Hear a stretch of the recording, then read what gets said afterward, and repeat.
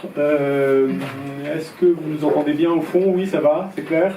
Oui, d'accord. Même si vous ne voyez pas, le son arrive normalement jusque chez l'entrée de la boutique. Bonsoir à toutes et à tous. Bienvenue à la boutique Potemkin. On est très heureux de voir une boutique aussi pleine. Voilà, la boutique est toujours pleine quand tu viens, Jean-Baptiste. Elle est petite. Elle est petite, voilà, c'est la boutique qui est petite. C'est pas toi qui fais venir du monde, d'accord.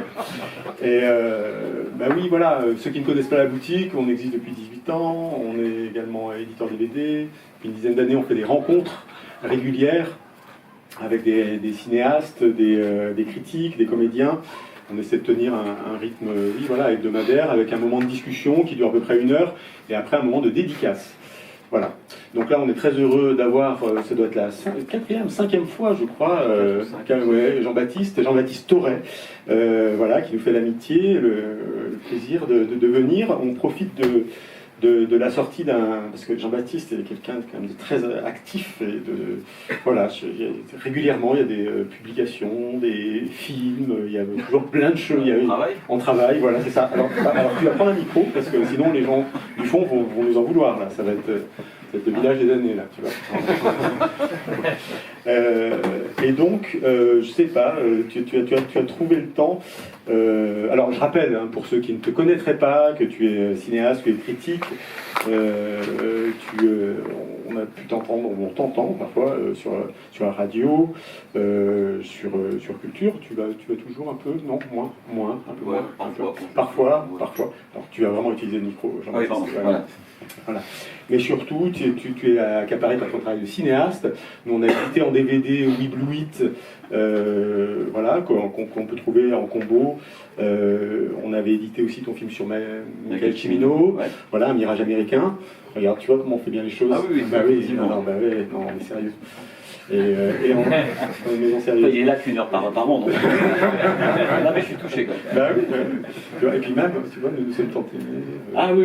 Tu vois, de ton fils. Ah oui. Ouais. C'est mon fils qui a fait ça. Oui, voilà, c'est ça. Tu vois, on s'est bien soigné notre déco. Ça rend pur népotisme. Non, pas du tout.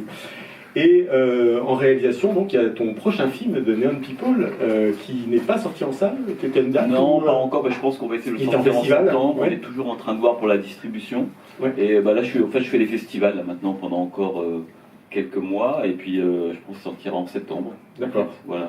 Une plongée dans les bas-fonds de Las Vegas, c'est ça? Ouais, avec les gens qui vivent. En fait, c'est une population. Pour ceux que je ne sais pas si tout le monde connaît ou déjà allé à Las Vegas, en fait Las Vegas est construit sur une espèce presque de ville souterraine, d'un immense réseau en fait de collecteurs qui ont été construits il y a une 40aine d'années pour lutter contre les inondations. Ça fait 800 km sous Vegas et ça s'étend dans tout le désert du Nevada. Et là il y a à peu près 2-3 000 personnes qui vivent sous terre, un peu comme des taupes, on les appelle là-bas les mall people. Et donc je suis allé, j'avais besoin de vacances un peu sympas, et donc je suis parti les voir pendant quelques mois pour tourner ce film, donc avec eux sous terre, quoi. D'accord. Voilà. Mais c'est pas pour Neon People qu'on t'accueille ce soir. On t'accueille pour cet ouvrage qui s'appelle... Quoi que je te dirais, je t'interromps 2 secondes, mais je te dis, en fait il y a quand même un lien entre Neon People et Back to the Bone. C'est que, vous savez, quand on fait un film, on passe toujours par cette phase qui est parfois un petit peu longue. On a écrit le projet, puis on part à la recherche de financement. Et souvent ça peut durer vraiment longtemps. Et là, ça a un peu duré, pas tant que ça, et à chaque fois que je voyais effectivement des financiers ou des structures qui pouvaient donner de l'argent, alors si on leur parle trop de cinéma, ça leur fait peur, mais je leur disais, imaginez un film de Frederick Wiseman filmé par John Carpenter. Et là, ils ne comprenaient pas, ils trouvaient ça hyper malin, quoi. Et donc j'ai souvent utilisé la cartouche Carpenter pour Neon People, ce qui n'était pas complètement faux, mais disons qu'entre Escape from New York et Neon, ça fait partie de ces films qui m'ont pas mal nourri pour tourner Neon People. Ok. Très bien. Tu es sur mes transitions. Donc, Carpenter, Back to the Bone, cet ouvrage que, évidemment, je conseille, que vous avez pour la plupart entre les mains, aux éditions Magnani. Donc, je remercie Julien parce qu'on avait déjà fait une rencontre autour de cet ouvrage un peu plus épais, plus lourd, Qualité verte ma vallée, qui était une sorte d'anthologie de tes critiques sur une quinzaine d'années, et qui, pour moi, est un ouvrage important et puis auquel je reviens régulièrement. Donc c'était, je sais pas s'il était question de Carpenter, si sûrement, il devait y avoir. Non. Non. Non. D'accord. Donc d'où l'utilité. Enfin, pas d'où, mais ouais. D'où l'utilité. Alors pour Carpenter, tu le dis très bien en introduction, c'est quelque part une vieille affaire. Raconte-nous un peu, il y a un livre qui nous était souvent demandé, c'était ton ouvrage avec le plagié sur Carpenter, et je pense qu'on t'a sollicité souvent. Oui, en fait, mais c'est un peu ce que je raconte au début dans l'intro, c'est que moi j'avais écrit en 97 ou 18 avec Luc, on avait coécrit un livre qui s'appelait Mythe et Masques, le photo de John Carpenter, qui était un travail d'étudiant à l'époque. On était tous les deux, je crois, en DEA, début de thèse. C'était à peu près à ce moment-là. Et Luc avait fait un travail sur la question de la peur sur John Carpenter en DEA. Et moi, j'avais travaillé sur la notion de l'en-deçà dans Halloween de John Carpenter. C'est très universitaire. C'était à Paris 3, on a une forme de nouvelle, etc. Et bon, après, il y aurait beaucoup d'anecdotes à raconter sur la façon dont on nous a un peu accueillis avec des yeux exorbités quand on a voulu travailler en DEA sur Halloween. Et donc, on a fait ce livre-là, mais vraiment un livre à la fois d'amateurs, d'admirateurs, de jeunes geeks, voilà, et d'universitaires aussi.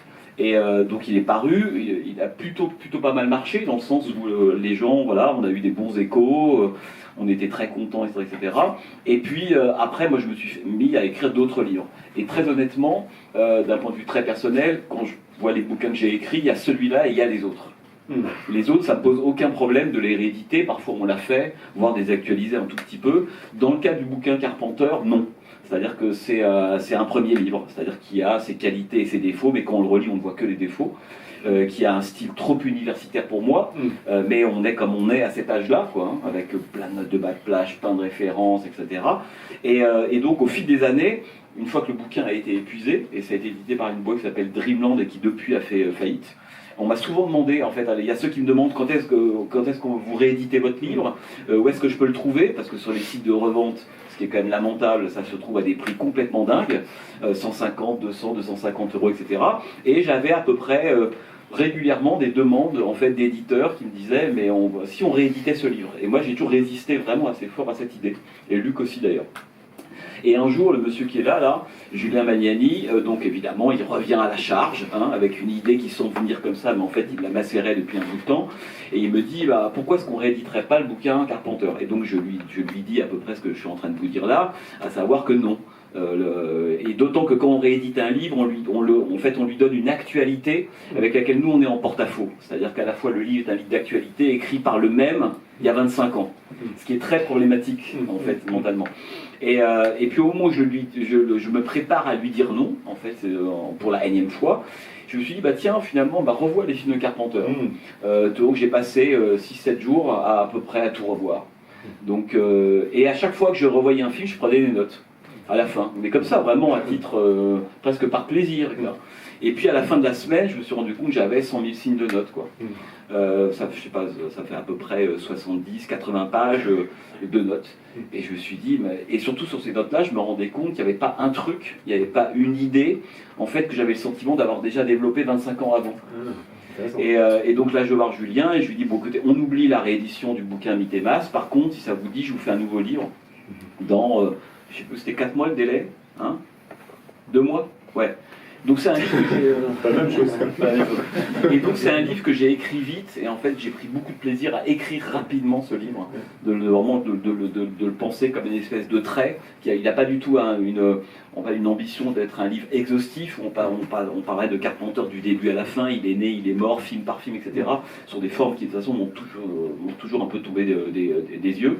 Et là je me suis dit, on va faire un essai plutôt personnel, dans lequel on retraverse Carpenter 25 ans plus tard, mais mon Carpenter à moi. C'est-à-dire qu'il y a des films qui sont totalement ou presque absents du livre, et tant pis, et tant mieux, c'était pas trop mon objet. Et donc c'est comme ça que je me suis mis à écrire ce livre assez vite, et je pense que la vitesse était très importante. Il ne fallait pas que je commence à m'ensabler à nouveau dans Carpenter, et la différence c'est qu'évidemment on a pris 25 ans, et c'est pas rien, quoi. C'est-à-dire que ce qu'on écrivait il y a 25 ans et ce qu'on écrit maintenant, et puis ce qu'on a vécu, ce qu'on sait, ce qu'on a lu. Et le monde a changé. Et tout a changé.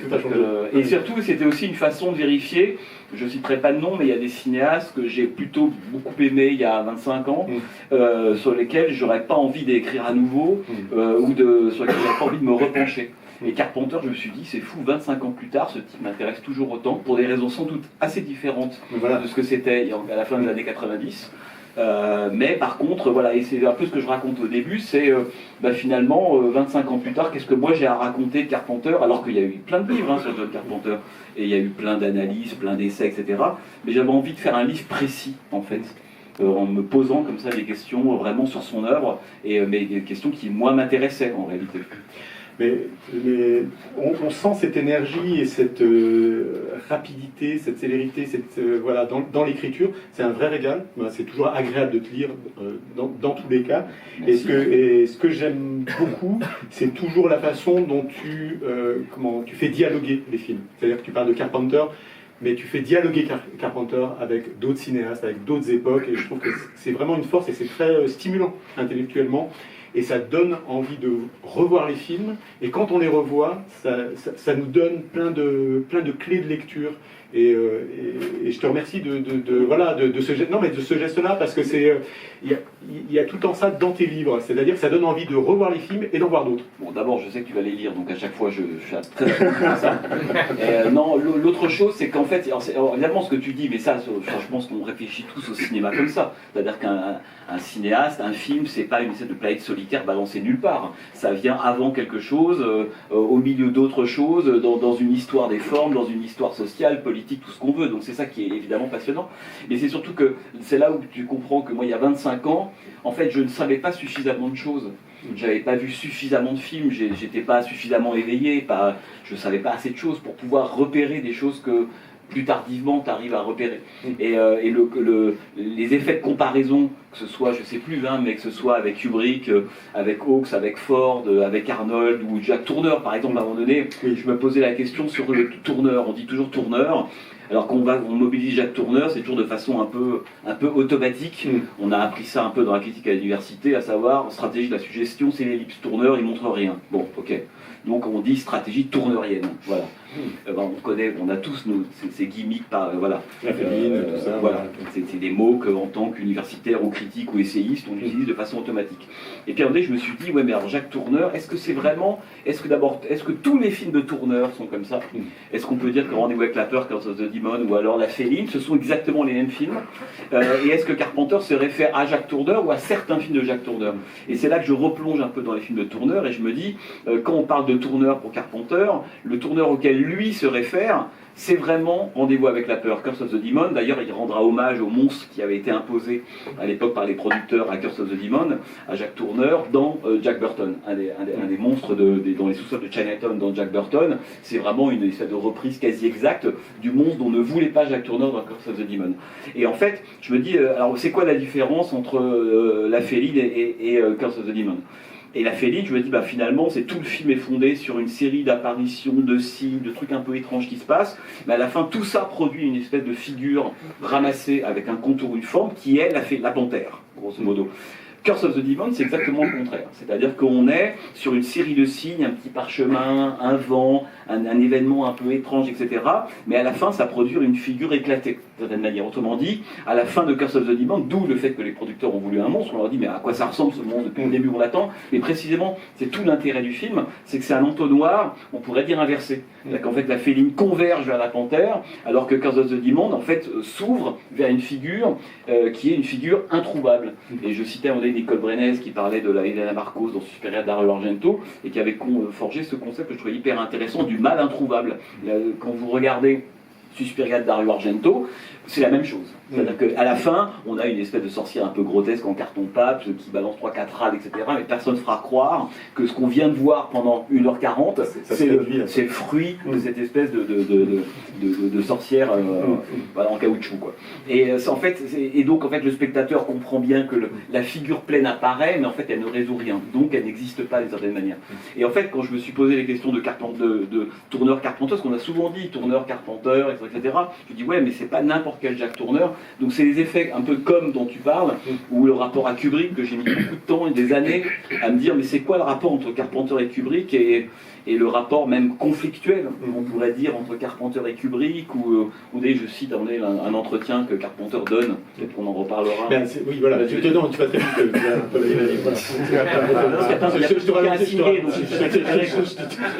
Tu as vu la pile là qui est à gauche? Voilà, c'est ça qui t'attend. Non, mais ce qui est passionnant aussi dans le livre, c'est la fin de l'ouvrage où il y a un entretien avec Carpenter que tu mènes en 2013, et le Festival de Belfort a demandé à Carpenter de mettre en regard ses films avec des films d'autres réalisateurs, que lui choisit. Donc ça nous donne Dark Star avec Dr. Folamour, Assaut avec Rio Bravo, bon ça c'est Halloween avec Psychose de Hitchcock, Fog avec Les Oiseaux, New York 97 avec Un justicier dans la ville de Michael Winner. Bon voilà, je continue pas la liste, mais c'est intéressant encore une fois ce dialogue, et il s'en explique, voilà, il argumente. Parle-nous peut-être aussi de toi, tes rencontres avec Carpenter, et voilà, de votre relation aussi. La rencontre avec Carpenter, en fait, elle commence au tout début, puisque quand on a le projet avec Luc d'écrire ce livre sur Carpenter, on a l'idée, mais vraiment un soir ça vient, on se dit tiens, et si on essayait d'avoir un entretien avec Carpenter? Mais à l'époque on n'est rien, on est à la fac, on écrit dans l'écran fantastique tous les deux. C'est les deux choses qu'on fait en commun d'une certaine manière. Et on se dit mais Carpenter, un entretien, voilà, il y aura autre chose à faire, etc. Et puis à l'époque j'arrive à récupérer le numéro de fax de sa boîte de prod. Voilà, il y a encore des fax à l'époque. Et j'écris une lettre en lui expliquant qui on est, ce qu'on veut faire, etc., etc. Mais comme on enverrait une bouteille à la mer, convaincu que Carpenter ne répondra même pas, quoi. Et puis une journée et demie après, je reçois un fax de sa main, il écrit, etc. Il me dit ça sera avec grand plaisir, venez me voir, JC, etc., etc. Je lui dis bon bah d'accord, ah, ok. Et on est au moment où il est en train de faire la post-production d'Escape from LA. Donc on est 98 dans ces eaux-là. Et donc il nous donne rendez-vous dans les studios où il est en train de terminer le montage et de s'occuper de la post-prod de Escape from LA. Et c'est comme ça, donc on part à Los Angeles et on va y rester une semaine, et tous les jours on va le voir. Et on le soumet, ce qui pour lui vraiment est douloureux, à 1h et demie d'entretien. Carpenter, c'est pas quelqu'un qui fait des entretiens pendant 4-5 heures, il sature assez vite.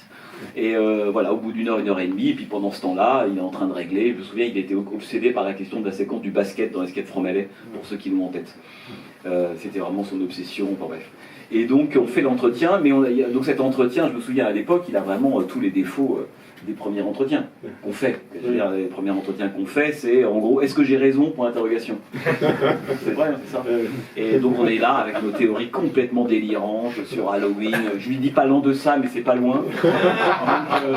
Et donc là, il nous écoute, mais comme toujours, il a toujours été très amusé par la critique Europe. Ça a toujours intéressé Carpenter. Mais c'est vraiment dans cette tradition de la critique européenne, française, qui va voir qui fait l'exégèse du cinéma américain, et les cinéastes américains, ils disent non, c'est incroyable tout ce qu'on arrive à penser à partir de nos films, quoi. Non, mais il y a Howard Hawks, John Ford, William Wellman, c'est très célèbre, hein, c'est les gens qui ne répondent pas, enfin, jusqu'à cette phrase extrêmement célèbre de Bogdanovich, de John Ford, Bogdanovich qui vient le voir, en lui disant, il lui pose des questions extrêmement longues, et puis à la fin il lui dit que voilà, et quand vous avez tourné ce plan, l'autre lui dit avec une caméra, point. Et donc Carpenter, alors en même temps il avait conscience qu'on venait de loin, on était vraiment deux jeunes qui arrivions de Paris, il n'allait pas nous envoyer comme ça dans les orties, c'est-à-dire qu'il prend la peine de répondre, mais nous on pose pas les bonnes questions en fait. Parce qu'au début, on est beaucoup sur des questions de sens qu'on va voir un cinéaste. Voilà mon interprétation de cette séquence ou de ce film-là, ce qu'il faut jamais faire. Mais quand on a 26, 27, on ne sait pas. On y va, on bardé, on pense qu'on va assommer Carpenter de tout ce qu'on a réfléchi sur lui, etc. Et lui, ça l'amuse, hein, et voilà, tout simplement. Mais par contre, et peu à peu, au fil des rencontres avec lui, comme avec d'autres cinéastes, je commencerai à comprendre un peu comment les prendre. Hein, c'est-à-dire, c'est pas pourquoi, c'est comment. En fait, il faut poser des questions ouvertes et pas leur soumettre des interprétations qui les assomment, parce que en fait, c'est pas très intéressant pour eux. Et après, Carpenter a jamais été un client extraordinaire voilà, c'est grands modèles, c'est Howard Hawks, c'est des gens... Mais parce que lui, il les a fréquentés en plus à la fac, dans les Ford, Wells, c'est tout ça. Donc il sait ce que c'est aussi ce rapport par rapport à une sorte de mec ou quelqu'un qu'on admire. Lui, était à UCLA, USC, qui est à l'université de cinéma de Californie, donc il avait comme prof par moment Orson Welles, Roman Polanski, Howard Hawks, quoi. C'est pas rien. Hein. Mais voilà, donc oui, il savait ça, mais il y a quand même un truc, comme tu disais, du rapport de l'européen à l'américain. Et moi j'ai vu plusieurs fois Carpenter, par la suite, soit quand j'étais à Los Angeles, où j'avais été sur le tournage, il m'avait invité sur le tournage de Vampire. Donc j'étais allé là-bas, j'avais passé, je sais pas, 2 semaines, c'était à Santa Fe que ça se tournait, en Nouveau-Mexique. Et donc voilà, il a toujours été comme ça, Carpenter, ça l'amusait beaucoup, et au bout d'un moment, moi ça fait 10 ans, quand je vais le voir à Los Angeles, je lui pose plus de questions. Je vais pas le voir pour lui dire, tu sais, une question que j'ai oublié de vous poser il y a 20 ans, quid de Prince of Darkness, etc. Et de cette manière, ça le repose aussi. Mais il n'y a qu'à voir l'évolution en fait de Carpenter même aujourd'hui. Il est devenu assez réfractaire aux entretiens, il n'en donne pas beaucoup. Il est un peu particulier de ce point de vue-là, faut le reconnaître. Mais ça reste intéressant, mais y compris des entretiens. À un moment donné, moi je me souviens dans le livre, j'ai exhumé un entretien que j'ai découvert il y a quelques années sur YouTube. En fait, tu sais, l'entretien pendant le tournage d'Halloween. Carpenter, donc il est en train de tourner Halloween, il a à peine 30 ans, et donc on est dans les rues de South Pasadena à LA, et donc là, il fait une pause clope. D'ailleurs, pour les grands amateurs de Carpenter, il y a une séquence d'ailleurs dans Halloween où on voit la cigarette, enfin la fumée de la clope de Carpenter. Je ne vais pas poser de questions là-dessus, bien sûr. Et en fait, donc il y a une télé locale qui vient de voir, et donc il est dans la catégorie jeune cinéaste qu'on va voir, c'est quoi ces nouveaux qui arrivent, là il avait fait Assaut, il prépare Halloween, mais quand il fait le tournage d'Halloween, tout le monde pense que c'est une série Z, rien du tout, il ne va rien se passer avec ce film-là. Et Carpenter, à l'époque, répond de façon extrêmement franche aux questions que lui pose ce journaliste. Il lui dit alors, qu'est-ce que vous avez pensé des derniers films de George Lucas, d'Altman? Et il dit c'est nul. Il dit c'est nul. George Lucas, on voit qu'il n'a pas le contrôle sur ses films. Robert Altman, c'est le bordel. En fait, on comprend rien, c'est le marais. Il dit je ne pense même pas que c'est un grand cinéaste ou autre. On a 78. Bon. Et donc il y va franco en fumant sa clope, en pensant pas du tout être désagréable d'ailleurs. C'est aussi une époque où il y avait une parole moins filtrée. On pense à pas être désagréable, en même temps ce qu'il dit c'est un peu sanglant quand même. Non mais Robert Altman en 78, il s'en fout du point de vue de Carpenter. Oui, tout à fait. J'espère pour lui. D'autant que Robert Altman en 78, il sort de son âge d'or. C'est complètement fou. Il a quand même réalisé McCabe, Nashville, 3 femmes, Le Privé, enfin c'est fou.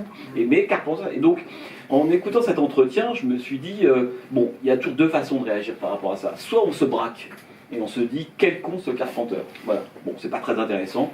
Je veux dire, Altman est un cinéaste génial et lui ne comprend pas pourquoi c'est un cinéaste génial. Donc si on met ça de côté, c'est jamais très intéressant. On se dit mais alors finalement, qu'est-ce que ces réponses de Carpenter précisément sur Altman et George Lucas racontent de son cinéma à lui. Moi c'est ça qui m'a intéressé. Et je me suis dit ce qu'il racontait sur Altman, en fait ça a débloqué un truc dans ma tête en me disant mais qu'est-ce qu'il n'aime pas chez Altman? Si j'arrive à identifier ce qu'il n'aime pas chez Altman, je comprendrais quelque chose un peu mieux Carpenter. Et en fait, ce qu'il n'aime pas chez Altman, c'est le sentiment de confusion, de chaos. La complexité. La multiplication des possibles. Altman, c'est quelqu'un qui part d'une situation et à la fin, la situation s'est tellement dépliée que plus rien n'a de sens. Mais il appartient aussi à une génération qui, justement, considérait que donner du sens à une situation ou à un film, c'était, de cette manière, jouer l'ordre bourgeois. Le monde n'a pas de sens, pourquoi lui en donner un dans les films? Ça, c'est vraiment un truc des 70s. Et Carpenter, lui, il vient en mi-temps, fin des années 70, il est déjà plus cette génération-là. Et lui, ce qu'il déteste, c'est ça. Et je me suis dit, finalement, c'est quoi le contraire de la confusion? En fait, c'est la clarté. C'est quoi le contraire du flou? C'est la netteté. Et je me suis dit, ça c'est tout Carpenter. C'est quelqu'un qui est obsédé par, comme on dirait en BD, la ligne claire. C'est-à-dire que c'est quelqu'un qui va tenter dans tous ses films de clarifier précisément où sont les bons, les justes, où est le bien, où est le mal, jusqu'à cette ligne de Village des damnés qui est peut-être sa version la plus pure de ça. On trace une ligne sur la route, là c'est bien, là c'est pas bien. Et en fait, tout le cinéma de Carpenter, c'est comment arriver, du point de vue de la mise en scène, du récit ou autre, arriver à une forme de netteté des enjeux, presque des et de clarté, et des purs. Mais tout son style va avec ça. C'est-à-dire qu'en fait, c'est pas... C'est-à-dire que dire ça, et il cherche une netteté des enjeux, des situations, etc. Et en même temps, voilà, un cinéaste qui pourrait avoir un style un peu fouillis baroque, ça n'irait pas. C'est qu'en fait, tout converge. C'est-à-dire que la vision de Carpenter, son idéologie, son style ou autre, c'est arrivé à la fin à ramener le problème à une donnée ou deux. Et moi, c'est ça qui m'a toujours fasciné dans les films de Carpenter. Enfin, c'est son génie des ouvertures. Quand on voit les séquences de Carpenter, mais je pense que pour n'importe quel critique, spectateur ou aspirant cinéaste, tout le monde rêve de pouvoir arriver à la précision du style de Carpenter. C'est que quand on voit un film de Carpenter, on a toujours le sentiment que le plan ne pourrait pas être autrement. Tout simplement. Alors on n'aime pas, là n'est pas la question, mais ça peut pas être autrement. Et je connais pas beaucoup de films où on se dit, voilà, là il aurait bougé la caméra à 10 cm, là un peu plus haut, un peu plus bas, là il coupe pas au bon endroit. Carpenter, c'est une horlogerie, mais parce que c'est quelqu'un qui est extrêmement clair dans sa tête. Et je pense que il a voulu faire le contraire de Robert Altman, qui dépliait vers une sorte de chaos maximal, parce que pour lui, politiquement, le chaos était plus juste à l'égard de l'état du monde qu'un ordre factice. Carpenter, qui est obsédé par 2-3 questions, dont la question du mal, il se dit non, il faut revenir à une forme de clarté. C'est qu'on est enfin, c'est le truc de ce qui se conçoit clairement, s'énonce clairement. Voilà, une idée. En fait, il croit. Et les mots pour le dire. C'est le côté très Spinoza, qui croit qu'une idée juste est une idée claire. Si on n'est pas clair, c'est qu'on n'est pas juste. Voilà. Mais voilà, encore une fois, on peut ne pas être d'accord avec ça. Mais il y a vraiment ça chez Carpenter. Et moi, je trouve que quand on voit ces films, même il y a 25 ans, moi, ce que je dis là, je ne l'aurais jamais dit. C'était pas suffisamment clair dans ma tête. Je comprenais des trucs, mais pas tout. Et quand on ne comprend pas vraiment, on bourre de références, on n'a pas une idée, mais 20 micro-idées. On connaît ce truc du travail universitaire. En fait, nous-mêmes, on produit du brouillard. Du brouillard avec plein de références, plein de notes de bas de page, etc. Puis à la fin, quand le lecteur a lu, c'est quoi l'idée? Moi, je suis hyper attaché à ça. En fait, quand tu fais un livre, c'est pareil. Si au moins tu as retenu une idée, tu as été à peu près clair sur un truc. Et Carpenter, il est vraiment comme ça. Et voir ses films, c'est un délice du point de vue de la mise en scène, d'une certaine manière. Et je pense que là où ces films commencent à être moins intéressants, bon, je pense grosso modo à partir de Vampire, en tout cas c'est mon point de vue. Et je prends un exemple comme un film comme Ghost of Mars, qui date de 2000, on est en 2005 dans ces eaux-là, de Ghost of Mars. Là, je vois tout de suite, en fait, dans la mise en scène de Carpenter, combien cette espèce de rigueur s'est un peu évaporée. Au-delà même 2001. Au-delà même de ce qu'on peut penser du film en réalité, mais d'un seul coup, la mise en scène est un peu moins précise. Il y a des fondus enchaînés dans tous les sens, commence à arriver des jumpscares à n'en plus finir. Toutes ces choses qui sont un peu des pansements en réalité, où on sent que Carpenter, c'est pas qu'il est moins précis, c'est qu'il est moins affûté, il a moins envie. Ça se sent dans le film, tout simplement. Et donc il suffit de voir, quand on voit Assaut, Assaut, c'est un film, vous avez tous vu Assaut parmi vous? Qui n'a pas vu Assaut, surtout? Alors, il y a une place de libre devant. Il vient de se libérer à l'instant. Mais quand on voit Assaut, en plus Assaut c'est un film de 76, c'est son vrai premier film professionnel. Il a fait Dark Star avant, mais qui est entre films d'études. Bon, voir un film comme Assaut, c'est quand même aujourd'hui encore, 50 ans plus tard, c'est complètement fascinant de voir la sûreté du bonhomme. Et c'est un film qui a marqué beaucoup d'aspirants cinéastes. Vous en parlez avec, avec Gans, avec Boukrieff, avec Florent Miossir, etc. Tout le monde un jour arrivé dans sa vie que son premier film ressemble à Assaut. Je veux dire, film fait, alors là pour le coup, avec même pas 300 000 $, rien du tout, mais avec un tel sens de la mise en scène et du récit. Enfin, moi, pour ceux qui l'avaient pas vu, vous pouvez partir et le voir tout de suite. Non, mais c'est vraiment, c'est un film prodigieux et où on comprend exactement ce que c'est que quelqu'un qui a les idées claires et qui va tout faire passer par la mise en scène. Assaut est très impressionnant et toujours ce côté épure dont tu parlais. Carpenter, c'est vraiment le cinéaste de l'épure. C'est pour ça, je termine avec ça, que L'Angle de la folie est un film qui m'a toujours un peu posé problème. Si je suis honnête avec moi-même, puis maintenant je suis trop vieux pour plus l'être, donc je peux l'être. Et parce qu'on voit bien que c'est un script qui à l'époque était écrit par Michael Duluca, qui est quelqu'un qui sort du côté méta, on est dans le moment scream, grosso modo, et ça c'est quelque chose qui ne va pas à Carpenter, ça. C'est-à-dire cette espèce d'accumulation, de confusion, d'intrigue, de méta, de sous-extraits, etc. C'est pas ça Carpenter, c'est tout le contraire. Et L'Angle de la folie est pour moi un film qui marche à deux têtes, quoi. D'un côté le désir d'un scénariste qui adore le méta, il vient de voir Scream, et toutes ces choses-là. Et puis Carpenter qui n'est pas du tout là-dedans. Et je pense que L'Angle de la folie est un film encombré, d'une certaine manière, par rapport à ce qu'est le grand cinéma de Carpenter. Alors, j'ai envie de faire circuler le micro aussi, donc préparez vos questions, prenez le temps, j'ai toute ma liste de questions, mais que vous participiez évidemment, tout le monde participe à la discussion. Non, alors j'hésite, parce que je voulais te remarquer sur Carpenter et Kubrick, parce que je trouve que tu ouvres aussi ton ouvrage là-dessus, et là, bon, tu m'embarques sur Attaque, donc il y a Hawks qui me tire par la manche aussi. Non, mais attends, je vais Vas-y, aide-moi. Je vais t'aider. Non, mais Kubrick, alors le cas Kubrick, c'est vraiment quelque chose qui est venu, mais sans, pour le coup, sans même y... En fait, je réfléchissais à la différence, où, enfin, non pas entre Kubrick et Carpenter, mais l'importance qu'a été 2001 dans l'histoire du cinéma, et puis pour tout le monde, hein, et puis l'importance qu'a eu, en tout cas pour ma génération, et peut-être aussi après, un film comme The Thing, au tout début des années 80. Et en fait, en y réfléchissant, donc voilà, j'ai commencé à réfléchir et à me dire, mais finalement, The Thing s'installe dans le contre-champ de 2001. Et c'est un peu ce que je raconte au début, c'est que je pense que 2001 est un film qui a à la fois fasciné et énervé John Carpenter à la fin des années 60 quand il est étudiant.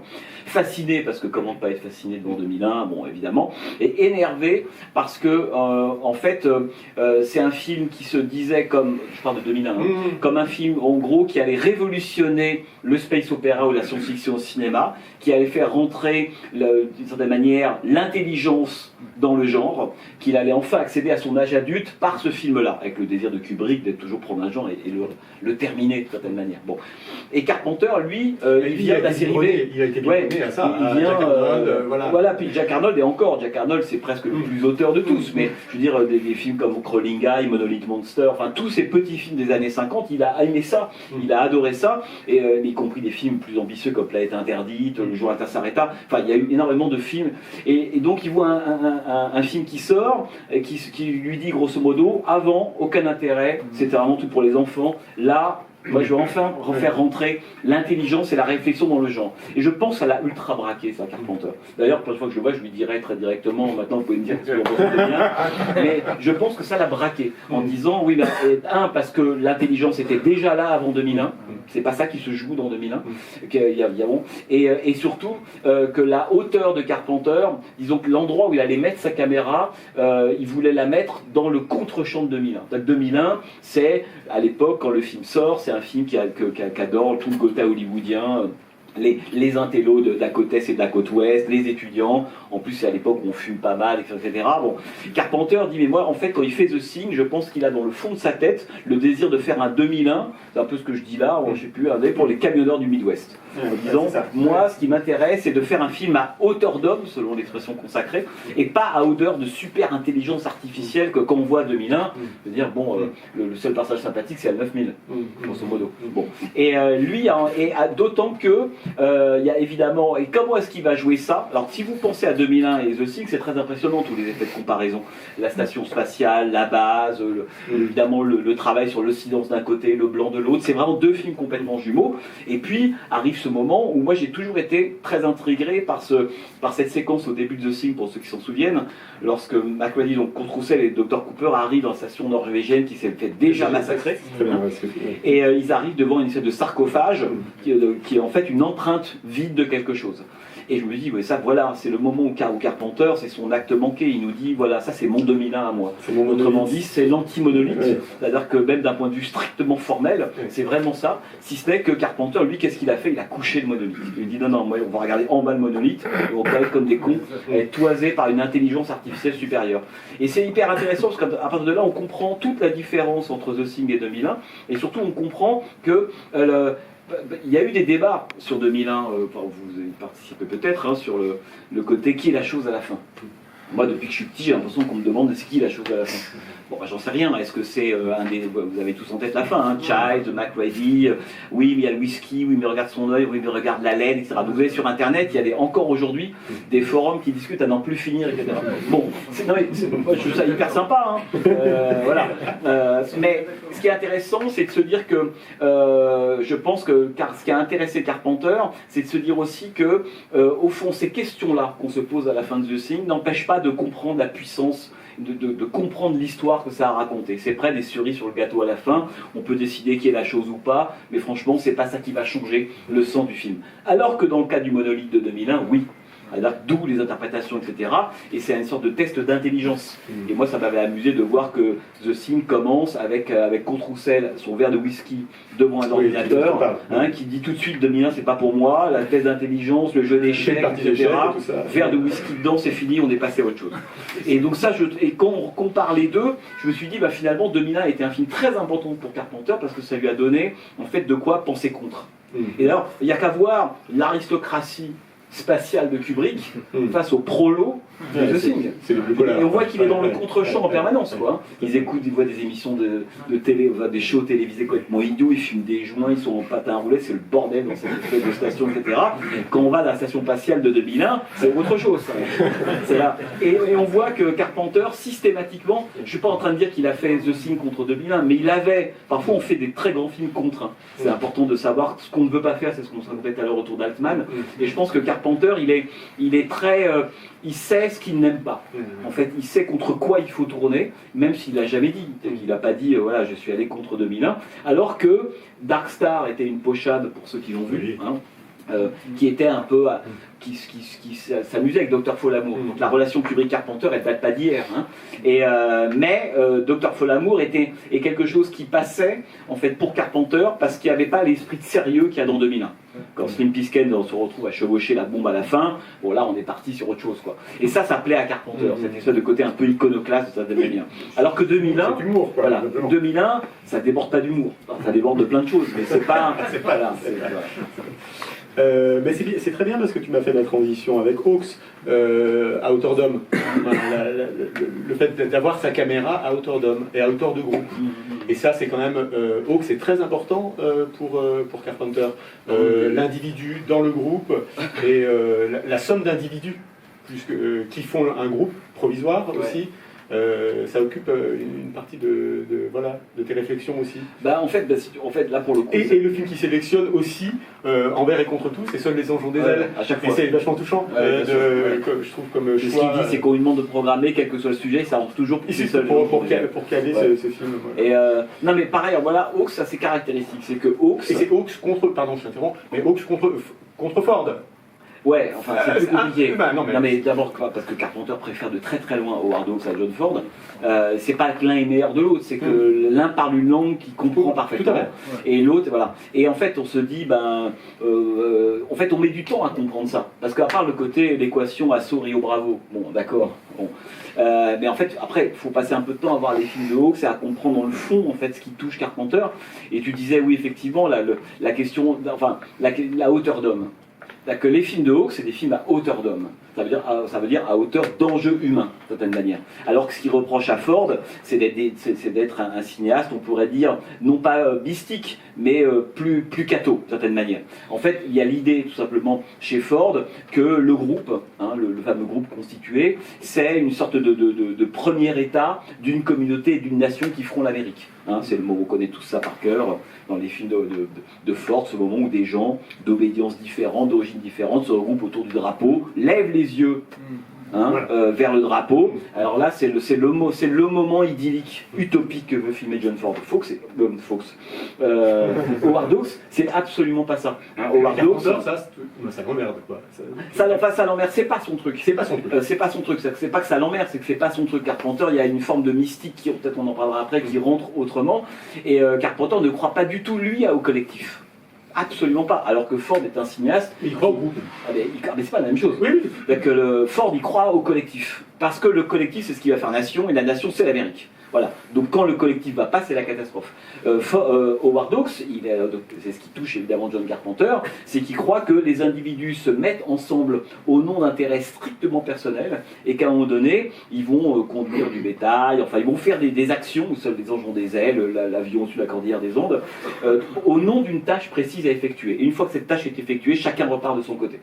Et ça, c'est John Carpenter. Il y a des groupes chez Carpenter, c'est pas des collectifs. Il y a des groupes dans Jack Burton, dans Escape from New York, dans Asso, ou même un petit trio ou un quatuor dans Asso. Il y a des groupes qui se constituent, mais à la fin, une fois que la tâche est accomplie, et généralement la tâche c'est quoi? C'est momentanément reculer le mal. Voilà. Oui, en fait, c'est la grosse question. Voilà, c'est la grosse question, mais en fait, généralement dans les films de Carpenter, le groupe il a pour fonction, à son échelle, à un moment, de temporiser la présence d'un mal qui de toute façon est toujours là. On le fait reculer un temps. C'est vrai de Fogg, c'est vrai de tous ces films-là. Mais une fois que cette mission elle est accomplie là, chacun repart de son côté. Il n'y a pas du tout un dessin ou un projet, d'une certaine manière, plus grand, ce qui est le cas des films de John Ford, où les personnages sont dépositaires d'un projet qui est beaucoup plus grand qu'eux. C'est pas du tout le cas chez Hawks et donc chez Carpenter. Et donc le héros de Carpenter, c'est quelqu'un qui est plutôt individualiste. Individualiste, qui a une tendance anarchiste, qui croit absolument pas à la collectivité, donc il y a beaucoup de problèmes avec la politique, qui ne serait jamais un représentant. Ça c'est quelque chose d'hyper intéressant, d'où le lien, bon là on a peut-être pas le temps d'en parler, mais le lien, je pense que disons qu'il y a un cinéaste des débuts de Carpenter qui serait plus proche de lui évidemment que Ford c'est Peckinpah. Hein, je pense que quand il fait Vampire, les références à la Horde sauvage, c'est pas pour rien. Des personnages un peu, non pas nihilistes, mais en fait désenchantés, qui ont conscience qu'ils appartiennent à un monde en train de disparaître, qui ne veulent absolument pas représenter le collectif, de certaine manière que le collectif et donc la politique dégoûtent. Hein. Snake Plissken. Snake Plissken, c'est peut-être le héros le plus, de cette manière, le plus carpenterien qui existe. Donc ça, c'est vraiment, je pense que c'est ça. Pour qui c'est un peu brouillon, c'est Carpenter avec son bandeau. Voilà. Et je dis là parce que quand Snake Plissken, qui a tourné dans les 2 Escape from New York en 97, 81 pardon, et Los Angeles 2013. Donc il a fait des 2 escapes là, From LA, From New York. Quand il arrive dans le film, il y a une série de remarques qu'il entend sans arrêt, des gens qu'il va croiser dans la citadelle de New York, tourné à Saint-Louis dans le Missouri d'ailleurs, et pas du tout à New York, et dans Los Angeles, la cité des anges, on lui dit « je croyais que tu étais mort ». Bon, alors je croyais que tu étais mort, il y a toujours plusieurs niveaux. Il y a un, effectivement, on pensait que Snake Plissken, le personnage du film, était mort, peut-être, mais c'est surtout je croyais que ce que tu incarnes en tant que héros du vieil West, parce que le rapport au western est important aussi, était mort. Et d'une certaine manière, quand Carpenter, le premier film de Carpenter, il ne le réalise pas, mais il le coécrit, il en fait la musique, il le monte, etc. C'est la résurrection de Bronco Billy. Et donc le terme résurrection est hyper important. Ce qui fait que Carpenter est un drôle de cinéaste, on en parlera sur la question politique. Petite parenthèse sur Seuls les Indomptés, quand même, de David Miller. Sur ces personnages, ces cow-boys inadaptés. Bien sûr. Personnages inadaptés. Seuls les Indomptés, donc film de 63 avec Kirk Douglas, vous l'avez peut-être vu, film de David Miller. Il faut que vous voyez ce film, un film incroyable, surtout qu'avec cette ouverture où lui est à côté de son cheval dans les champs, on ne sait pas, mais il y a un autre film qui commence exactement comme ça. Je raconte quand même l'histoire de ça sur les volontés pour ceux qui ne l'ont pas vu. Ça commence avec Kirk Douglas, il siège, voilà, il est tranquille. Et on se dit, on est parti dans un western. Douglas, l'homme qui n'a pas. Bref, on est parti dans un western. Et au bout de 2-3 minutes, il lève les yeux vers le ciel, on entend un bruit, et là, c'est un Boeing qui est en train de passer. Et on comprend que ce qu'on pensait être un film d'époque ou un western est en fait un film contemporain. Et qu'il y a là-dedans, entre le Boeing et lui, il y en a un qui est pas vraiment à l'heure. Et donc, on a compris que c'était plutôt Kirk Douglas. Et alors, je dis ça au passage parce que Alfredo Garcia de Peckinpah commence à peu près avec le même genre de séquence. Bon, je n'ai pas le temps d'en raconter, mais revoyez le début et l'ouverture de Alfredo Garcia. On est quelque part au Mexique, dans un endroit absolument hors du temps. On pourrait être à la fin du 19e siècle, et puis d'un seul coup, des bagnoles débarquent, et là, on comprend qu'on est en 74. C'est exactement la même chose. Mais tout ça pour dire que le personnage type de Carpenter, oui, il a un côté anarchiste, totalement individualiste, c'est normal. Il ne croit pas au groupe, il ne croit pas au collectif, il ne croit pas à la politique. Pour lui, dès qu'il y a collectif, il y a corruption. En gros, c'est à peu près ça. Et c'est quelqu'un qui est aussi un personnage anachronique. Et ça, c'est important. Je pense que le personnage carpenterien type, c'est un personnage anachronique. C'est pour ça que quand il fait Résurrection dans Bronco Billy, le mot résurrection est très important. C'est pas quelqu'un qui a eu un rapport. C'était aussi pour ça qu'il n'aime pas trop Robert Altman. C'est son premier court-métrage. Oui, 70. Enfin, disons qu'il le réalise pas, mais en fait, il le réalise. Il l'écrit, il le monte, il fait la musique. C'est un film qui aura dans l'Oscar du meilleur court-métrage en 70, qui est disponible. Qu'on a sorti nous d'ailleurs dans Make My Day, il faut oublier les Indiens. Ça m'a amusé pour le film de Robert Altman. C'est un peu exceptionnel. On s'est amusé un peu. Et on a regardé parce qu'en fait ce court métrage a été restauré il n'y a pas très longtemps et c'est la première fois qu'on peut. Et c'est un film qui est sur Bronco Billy. Qui l'a vu parmi vous? Ah, vous? Toi? Bon, alors il y a pas, enfin c'est un peu dommage, je vais pas le divulgacher comme disent nos amis québécois, mais c'est raconte l'histoire d'un jeune qui est d'ailleurs le joué par Crawford, qui est John Crawford, qui est le personnage qui jouait le rôle du jeune Duke dans Eldorado 166. Et il vit dans sa bulle amateur de western. Donc il vit à Los Angeles, mais il est toujours habillé en cow-boy. Il se déplace comme un cow-boy. Il va avoir des old-timers qui lui racontent de vieilles histoires, etc. Et surtout, il envisage la réalité comme appartenant au western. Donc quand il traverse la rue, pour lui c'est le bétail qui passe. Quand il croise quelqu'un, il pense que ça va être un duel qui va arriver, etc. Et donc c'est un film qui est en sépia, en noir et blanc sépia, et qui à la toute fin, je vous raconte pas, va passer en couleur. Bon. Ce qui anticipe déjà le travail que fera Carpenter dans The Evil 15-16 ans plus tard. Bon. Et c'est un film intéressant, Bronco Billy, parce que moi je pense que c'est un film qui répond. Mais alors, c'est pour ça que Carpenter est un cinéaste qui aime bien répondre à des gens. Même s'il le dit jamais, et même si ça c'est pas inscrit aussi clairement à l'image, il répond à deux films, et surtout un film qui est Macadam Cowboy de Schlesinger, qui est sorti un an et demi auparavant. Vous avez peut-être tous vu ce film avec John Voight, qui se court avec ce type, joué par John Voight, qui se prend encore un cowboy, qui se regarde dans le miroir, etc. Il sort dans la rue et il est regardé comme une bête de foire. En fait, ce type est complètement anachronique. Et en fait, John Schlesinger, qui est un cinéaste britannique qui vient tourner son film aux États-Unis, on traite cette espèce de type de l'Ouest comme une pathologie dans l'Amérique contemporaine. Carpenter, il dit non, ça serait génial si tout le monde avait les valeurs du vieil Ouest. Et lui, il va filmer du point de vue de Bronco Billy, d'une certaine manière. Et ça, c'est extrêmement intéressant, parce qu'on voit que le western qui intéresse Carpenter, ce qu'on dit souvent, Carpenter, il adore les westerns. Carpenter, il n'a jamais tourné western. Oui, c'est vrai. Et mais c'est pas n'importe quel western qui intéresse Carpenter, c'est pas le western des années 70. Peut-être aussi pour ça qu'il en voulait à Altman qui devait faire Buffalo Bill. Carpenter, c'est un amoureux du western. C'est pas du tout, il n'a pas du tout un rapport iconoclaste au western, absolument pas. Si ce n'est que lui, ce qu'il aime, c'est le western classique. C'est le western d'avant la crise, et moi je prends comme borne Liberty Valance. John Carpenter, il est du côté de Lee Marvin et John Wayne, et pas du côté de James Stewart. Voilà. Quand la civilisation, avec beaucoup de guillemets, arrive, la loi qui sera adossée aux puissants, etc., etc., James Stewart et son tablier en train de servir les plats, ça c'est pas John Carpenter. Et donc, on voit bien que ce que va essayer de réactiver le cinéma de Carpenter, son rapport au western, si on est un peu précis, c'est un rapport au western classique, que lui va, à partir de Assaut en 67, tenter de réactiver, mais lui-même Carpenter fait un geste qui est totalement anachronique à ce moment-là. En 76, faire un film comme Assaut en disant mais moi je rêve que John Wayne, parce que Bronco Billy est un fan de John Wayne. Il a étudié John Wayne, et il disserte à n'en plus finir avec de jeunes filles qu'il rencontre qui sont l'époque Flower Power. Pourquoi est-ce que John Wayne porte son flingue si bas dans les films? Et donc, Carpenter est un vrai cinéaste anachronique de ce point de vue-là. Et aussi parce que le western qu'il a voulu réactiver, c'est le western d'avant la critique, ou sa mise en pièces par le nouvel Hollywood, et on sent que c'est quelque chose que Carpenter a absolument détesté d'une certaine manière. Question, oui. Merci. Alors, j'ai pas encore lu votre livre, donc vous corrigerez si je me trompe. Voilà.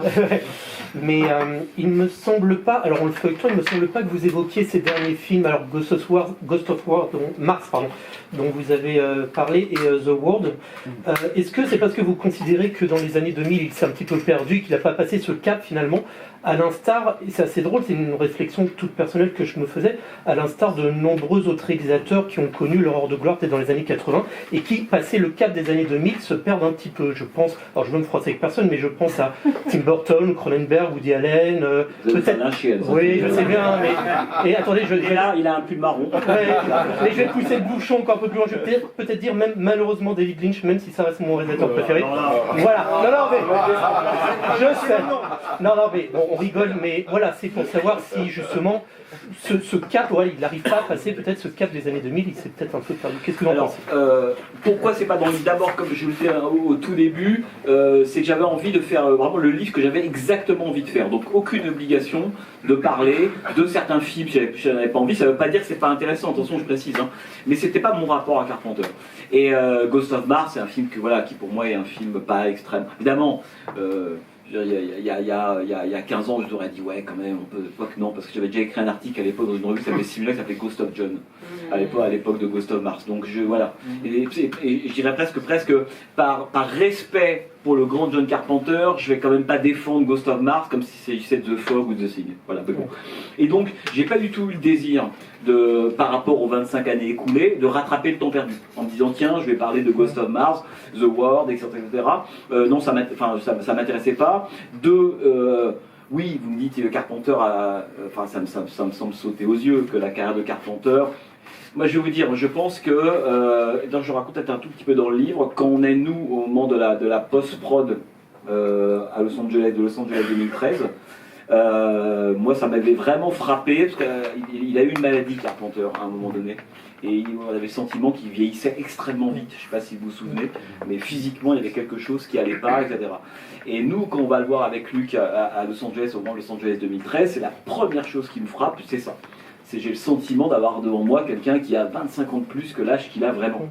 Hein, et à l'époque, il n'est pas si vieux, il a une cinquantaine d'années, je lui en donne 70. Et donc nous, je sais très très bien qu'on va voir, on est en projection privée dans les studios Paramount, le Escape from LA, parce qu'il fallait quand même qu'on puisse le voir pour commencer à écrire et en parler avec lui. Et moi, quand je vois Escape from LA, une petite voix me dit, mais elle me le dit encore aujourd'hui, que quand il le fait, il pense que c'est son dernier film. Voilà.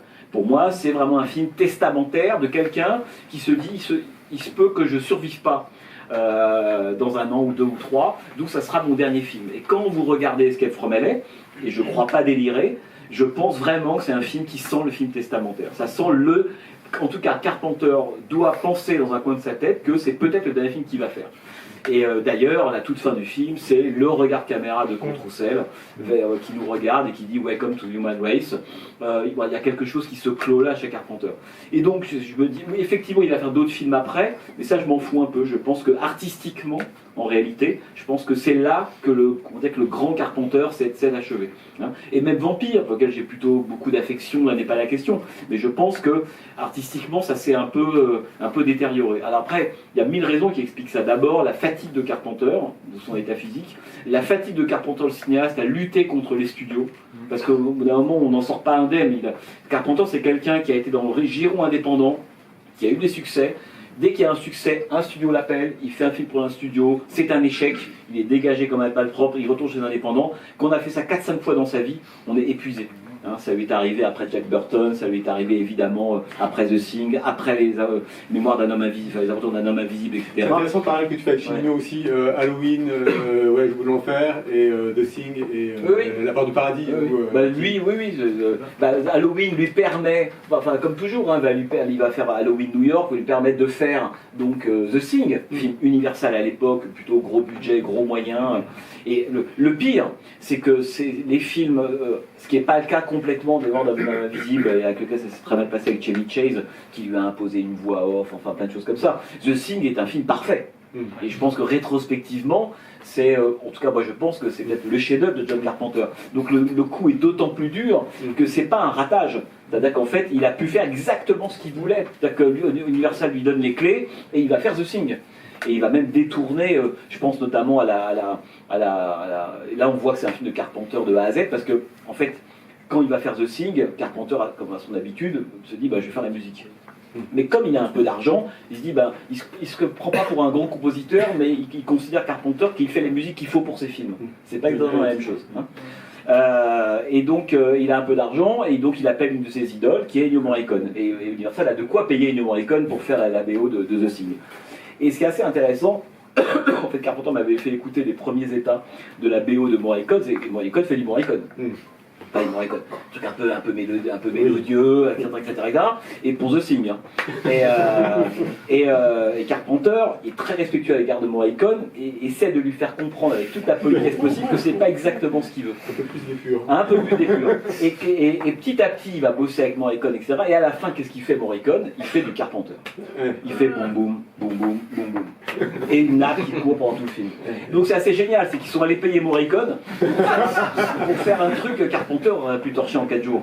Mais bon, c'est comme ça. Tout ça pour dire qu'on voit que sur The Thing, Carpenter a vraiment la main intégrale. Et le pire, c'est que, bon, après, on connaît cette histoire-là. Est-ce que le film ne sort pas au bon moment, le début des années 80? Est-ce que c'est l'humeur pour? Enfin bon. on connaît ça par cœur. C'est assez incroyable d'ailleurs, Bien sûr. au niveau de. Il y a Alien, il y a 5 films. Oui, Alien c'est 79. Non, ici, non, E.T. Oui, les c'est 80. tout ça. Oui, il y a oui, c'est vrai. Mais 79, 80, 82, c'est pas complètement la même chose. Déjà, il y a un nouveau président qui est arrivé, il y a un nouveau type de film qui arrive. Les années 80 qui vont devenir un des sujets de Carpenter dans les années 80, c'est les années 80, enfin deviennent le sujet de Carpenter dans les années 80, notamment à travers 2 films que moi, tu vois, à l'époque, j'avais peu ou mal traité, en deux mots, qui étaient Zélive et surtout Christine. Voilà, oui, tu fais tout un chapitre sur Christine. Tout un chapitre sur Christine, parce qu'en fait, au fil des années, je me suis dit, en fait, Christine est un film absolument formidable. Alors, je tiens la petite pagination quand même. Alors ça, c'est sûr. Pour Zélive, voilà, il y avait quand même Obey, Stay Asleep. Voilà. Voilà, et en fait, ça c'est quelque chose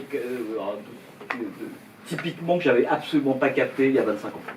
C'est-à-dire que l'idée en fait que l'un des grands sujets de Zélive et de Christine, c'est pas tant une voiture qui tue, voilà, la Plymouth Fury de 57, ou alors, oui, les yuppies réganiens, bon, d'accord, que la question des années 50 qui redeviennent un modèle dans les années 80. Le dialogue entre les années 50 et les années Alors, réganiennes. ça, il y a 25 ans, je t'avouerais que Christine, je le vois absolument pas. Et puis, petit à petit, un jour, je me suis dit, mais Christine ne parle absolument que de ça.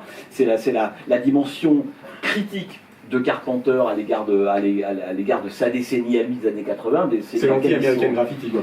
C'est l'anti-American Graffiti, mais c'est l'anti-tout. C'est-à-dire c'est tous les films des années 80 qui se font, qui sont tous fondés, bon, on va pas refaire l'histoire, mais quand Reagan est élu, son slogan c'est le même que Donald Trump, il va le reprendre d'ailleurs, Make America Great Again.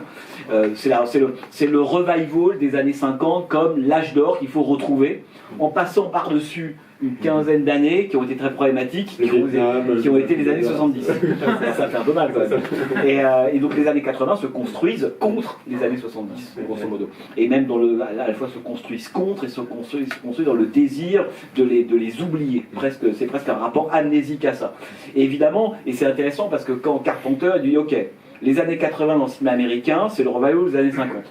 Là, je cite un bouquin de Jameson qui avait écrit des choses absolument passionnantes là-dessus, prenant comme exemple Dangerous Auto-Rapport de Jonathan Demme et Blue Velvet de David Lynch. Et il dit finalement, un film comme le film de Demme, c'est vrai pour Christine ou Zélive, ce sont des films qui ont dans la ligne de mire les années 50. Comment critiquer les années 80 dans les années 80 ?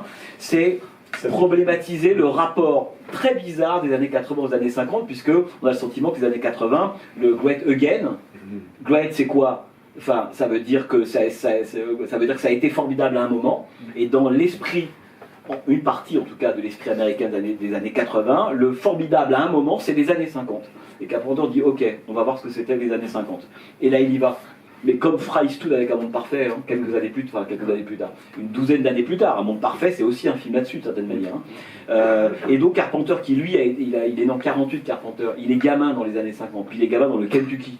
Le Kentucky, je ne sais pas si vous voyez où c'est en bas des Appalaches, c'est le sud-est des États-Unis, c'est quand même l'endroit, on n'est pas loin de la Chattanooga River de Délivrance, quoi. Vous voyez ce que je veux dire. Bon. Et il est en contact avec un environnement raciste. Raciste, oui, qui est vraiment le côté encore sudiste, encore confédéré, avec les lois de Jim Crow qui sont encore là, de ségrégation, séparatisme ou autre. Donc lui, le rapport qu'il a en tant que gamin, Carpenter, aux années 50, c'est pas exactement le Great Again des années 80. Et donc en fait, on voit bien que Christine et Zélive sont des films enragés. En fait, Christine est un film enragé en réalité. Mais Christine, c'est l'incarnation des années 50. Tu dis, ok, vous avez envie de désirer les années 50, elle arrive, elle s'appelle Christine, on va voir ce qu'elle va faire. Et tout le film, en fait, est une espèce de mise en pièce de cette espèce de fantasme américain de l'époque, du revival des années 50, tout comme Zélive d'ailleurs. Et ce sont deux films là que je trouve absolument prodigieux de ce point de vue-là, et surtout, je dirais même dans Zélive, l'analyse politique que produit Carpenter. Si on dit Zélive, les extraterrestres et les yuppies, bon, d'accord, mais c'est pas très intéressant, bon, ça va pas très loin. Par contre, si on commence à se dire effectivement ce que va viser Carpenter dans les années, dans Zélive, c'est effectivement, ce sont les années 50 qui reviennent, ça ce sont toutes les soucoupes volantes, enfin ce qui émerge, le monde extraterrestre dans Zélive a l'air complètement anachronique et caduque. Quand vous voyez ces soucoupes volantes, les montres pour disparaître, on se croirait dans un film fauché des années 50, et là c'est génial. le coup de Carpenter. Un mauvais cinéaste aurait dit non, il faut que ce soit crédible. Non, non, il faut que ce soit ridicule, parce que les années 50, c'était ridicule. Et donc le danger qu'on est en train d'affronter dans les années 80, nous, c'est un danger qui est des années 50, et ce danger, il est ridicule. Il fait rigoler. Et ça, je dis ça parce que moi j'ai mis beaucoup de temps à comprendre la nature... subversive. Où elle se logeait, précisément, cette nature subversive. Et je l'ai compris par ça en me disant, et notamment l'humour de John Nada dans Zeliv, Roddy Piper, donc Catcher, etc. Dans les années 80, ça me gênait un peu. Tu sais, le côté coup de coude, la connivence. Moi j'étais saturé dans les années 80. Catcher, quoi. Ouais. Mais même dans tous les films d'action des années 80, il y avait cette idée que voilà, on dévissait quelqu'un et juste après on avait une blague à l'attention du spectateur. Il n'y a rien de plus immonde au cinéma que la connivence à l'égard du spectateur contre les personnages. Et je dois avouer que Roddy Piper, ça me gênait un peu les blagues qui sortaient sans arrêt. Et un jour j'ai compris, parce que j'étais un peu en fait trop idiot à l'époque.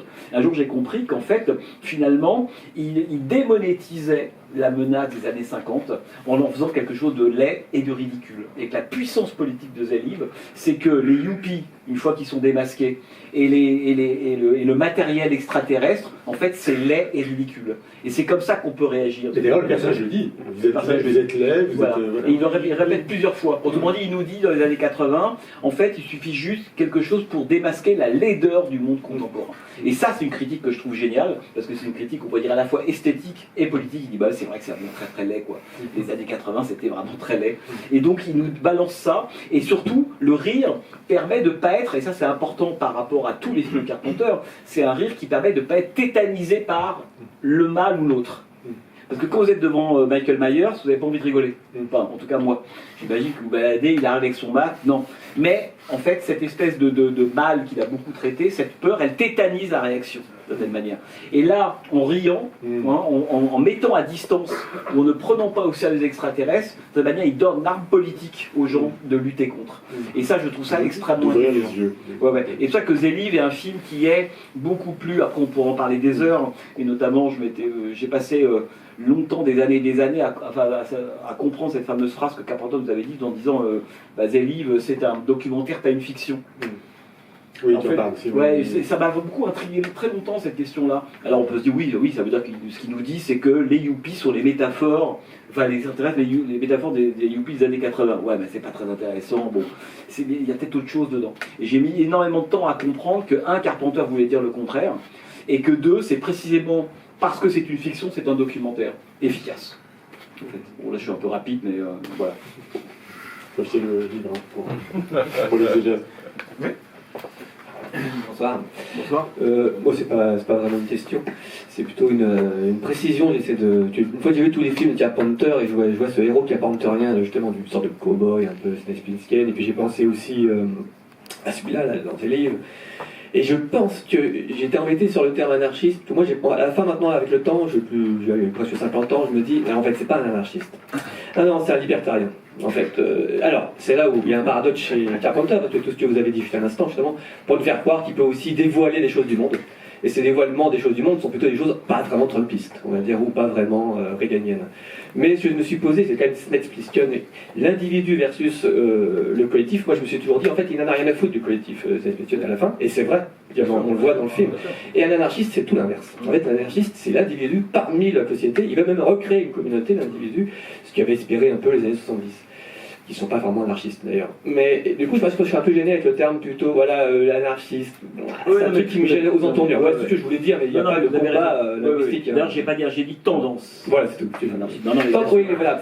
Libertarien, non. L'anarchie, la loi est super importante. Bien sûr. Et pour vous, Carpenter, il aime la loi aussi, mais il aime l'ordre aussi. Bien sûr. Voilà. Non, mais je pense que Carpenter, il a quelque chose, en fait, qui est, quand je parlais tout à l'heure du western et du vieil west, c'est que c'est quelqu'un qui est objectivement un si on veut. C'est quelqu'un qui est nostalgique de l'époque où le groupe se fondait sur quoi? Fondamentalement, sur des intérêts ponctuels et communs, et sur une même morale. Je cite, c'est Serge Danet qui parlait des films de War Dogs en parlant de la morale de mercenaires des personnages de War Dogs.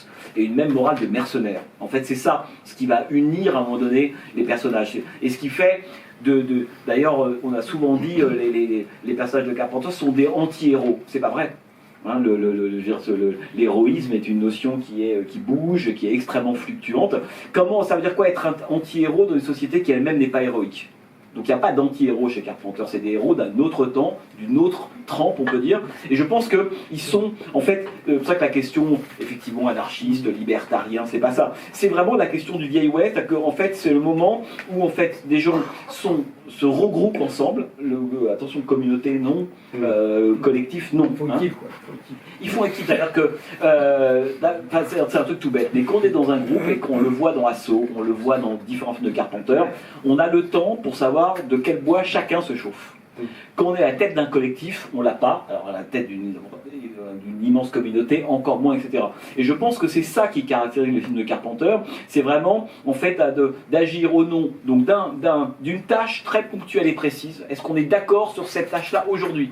Aujourd'hui, on évite que des hordes de gens un peu étranges rentrent dans le commissariat. On n'a que ça à faire ensemble. On n'est pas là en train d'écrire une charte, un programme général de société, etc. Non, il faut qu'on tienne la nuit et que demain matin, on puisse survivre et sortir vivant de ça. Voilà, c'est là le groupe. Donc le groupe, en fait, il n'a jamais vocation à durer hein, et à s'étendre et donc à faire société, peuple, etc. Parce que chez Carpenter, là, ça ne fait que produire d'une certaine manière de la corruption. Hein. C'est ça, à mon avis, le vrai principe du groupe. Et je termine juste en disant les codes d'honneur. C'est-à-dire qu'on voit bien que chez Carpenter, la loi, mais ça c'est pas le seul hein, comme ça. Mais la loi, en fait, au bout d'un moment, c'est toujours adossé aux intérêts des puissants. Hein, donc on se méfie de la loi terriblement. Hein. Comme Capra aussi. Comme Capra, mais ça c'est un truc très américain. Très américain. C'est vrai de Vidor, c'est vrai de Cimino, c'est vrai de Michael Mann dans Dernier Mohican. Enfin, on pourrait citer les exemples à non plus finir. Il y a le mot, la loi, elle est souvent regardée avec circonspection parce que la loi, elle est souvent liée ou en tout cas dirigée, créée par des intérêts qui sont des intérêts partisans. Donc la loi en tant que telle, ça ne veut rien dire. On préférera la loi personnelle. Et la loi personnelle, c'est, d'une certaine manière, le code d'honneur du vieil Ouest, avec ce que ça peut avoir, quand tu dis qu'il choisit en regard de Escape from New York Death Wish, c'est pas inintéressant, c'est aussi, d'une certaine manière, la loi du talion, aussi. Ouais. Petite question. On a une longue question. Bonsoir. Bonsoir. Vous avez parlé donc des films avec lesquels Carpenter dialoguait, le réalisateur, donc avant. Et maintenant, qui dialoguerait avec Carpenter? Honnêtement, je Il y en a pas. Ouais. Je pense que Carpenter, en fait, est un cinéaste qui a beaucoup compté pour plein de cinéastes. Voilà. Vous savez, par moi, il y a plein de films, on parlait, je sais pas, vous regardez It Follows. Il y a plein de films où on sent que Carpenter, il a été vu par de jeunes cinéastes, c'est pas uniquement américain d'ailleurs. Je parlais tout à l'heure de Florent Siri ou Jean-François Richer qui a fait un remake de Assaut. Carpenter, mais au même titre que, en fait, on voit les films de Carpenter parce qu'on a le sentiment qu'ils détiennent un secret, un art de la mise en scène, un art du mouvement de caméra. Il y a aussi quelque chose. Carpenter, c'est quand même à la fois un immense cadreur. Et c'est aussi quelqu'un qui, en fait, d'une certaine manière, arrive à conjuguer toujours parfaitement l'utilisation, on pourrait dire, de l'image, d'une bande sonore. Donc c'est un modèle pour plein de gens, Carpenter. Donc je pense que Carpenter est dans les veines de beaucoup de cinéastes. Et je mets complètement de côté les gens qui ont fait des remakes ou des reboots de ces films, de Fogg, enfin de Sting, toutes ces choses-là, qui sont pas objectivement très intéressants. Oui, non, je pensais pas à ce genre de film, mais vraiment qui est dans l'ADN d'un réalisateur. Ouais, honnêtement, je peux pas vous dire. En fait, pour être fait, c'est une question qui m'a jamais vraiment intéressé. C'est-à-dire que la question où est-ce qu'il y a du Carpenter chez, du Cimino chez, etc. Je veux dire, c'est des gens. Vous voyez. Après, je crois que j'en parle un peu dans le bouquin, mais c'est vrai qu'il y a des cinéastes qui ont travaillé contre. Moi, j'aime bien ça. Parce que bon, dire je reprends un truc comme ça, bon. Et je pense à Rob Zombie, par exemple, c'est un ce que j'ai beaucoup aimé, que j'aime encore beaucoup d'ailleurs. Même bon, c'est compliqué le trajet de Rob Zombie, mais moi j'ai adoré ces deux Halloween. Bon, il ne faut pas dire à Carpenter, il n'est pas d'accord, et puis comme Argento n'aime pas le Suspiria de Gadelio, enfin peu importe. Bon. Et je trouvais que c'était intéressant, en fait, ce que Rob Zombie faisait avec Halloween. Ça veut dire que, il a compris John Carpenter, mais il préfère Tobe Hooper. Et donc il va faire tout un travail qui va être en gros comment est-ce que je peux ramener le personnage de Michael Myers des rives puritaines aux rives progressistes. C'est ça le travail que va faire Rob Zombie. Et ça, là c'est un dialogue qui moi m'intéresse. Hein. Je chope non, alors vas-y Marc. Je vais tutoyer parce qu'on se connaît un petit peu.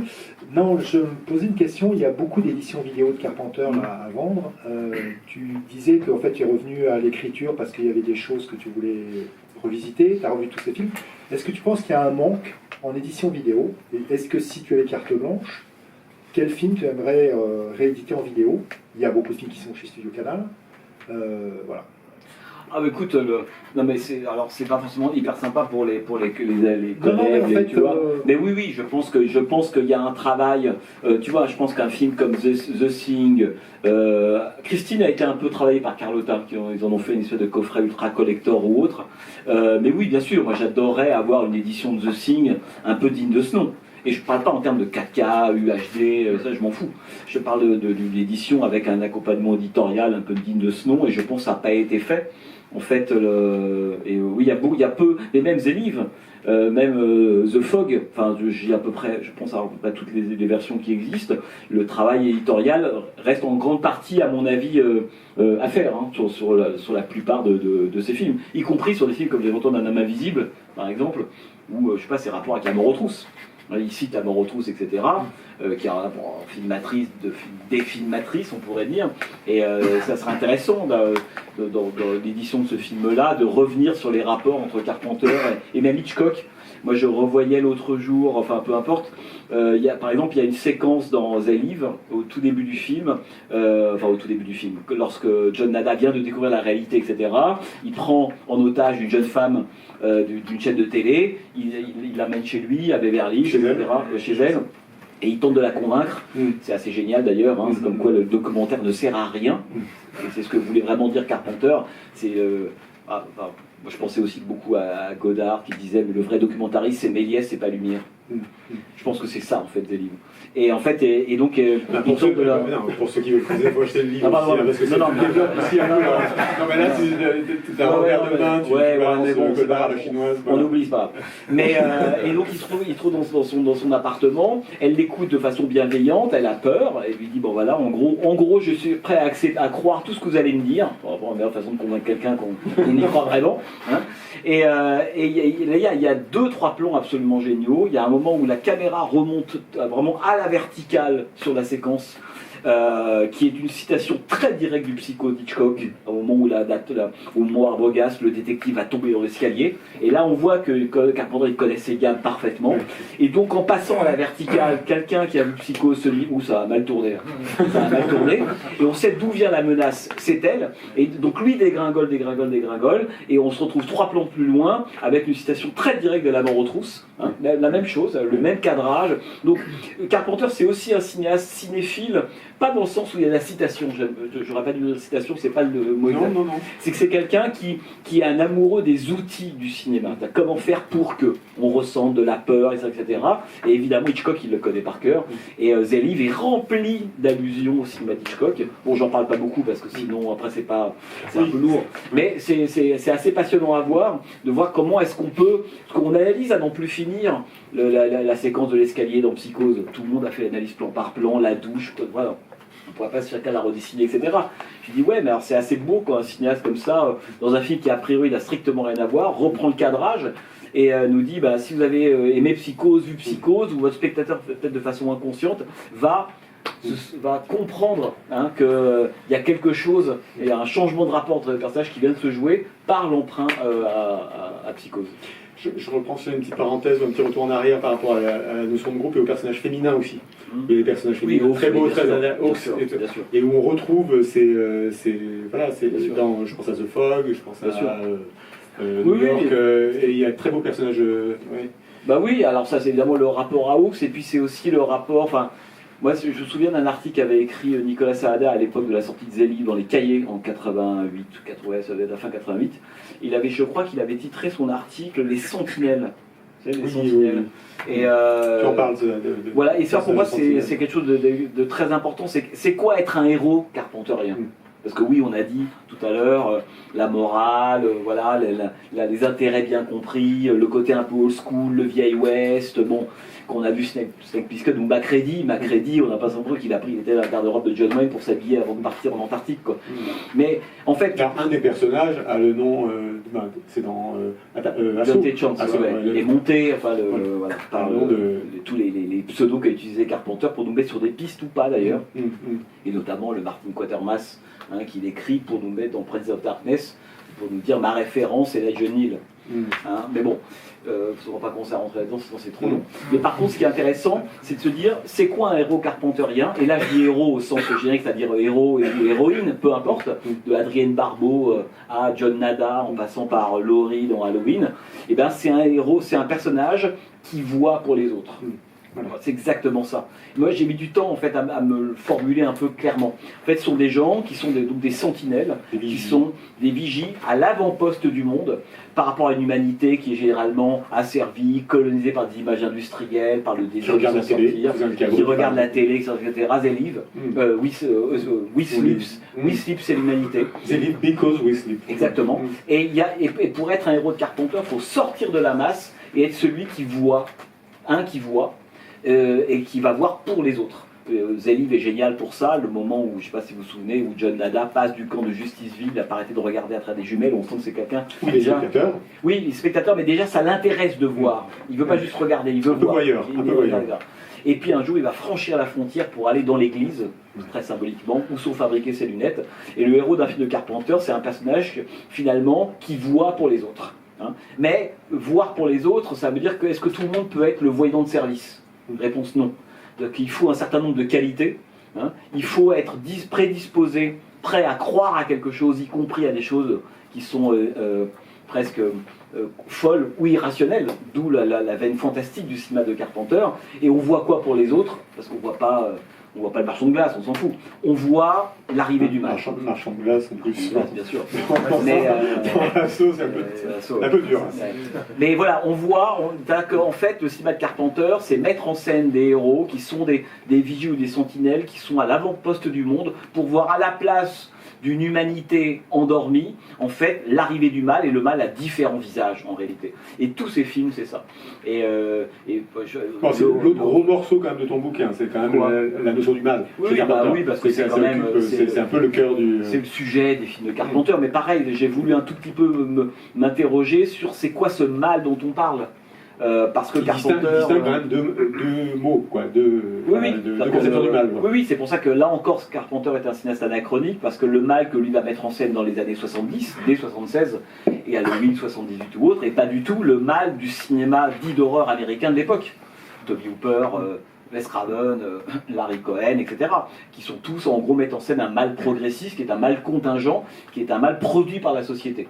Hein, c'est ça le cinéma d'horreur. Voilà. Les guerres, désastres écologiques, une mauvaise éducation, un endroit un peu nocif comme le Texas, enfin des choses comme ça. C'est pour ça que je comparais le plan, le Leatherface et Michael Myers, qui me semblait vraiment les deux opposés absolument sur la cartographie politique de ce que c'est que le cinéma américain de cette époque-là. Carpenter, lui, il est anachronique de ce point de vue-là.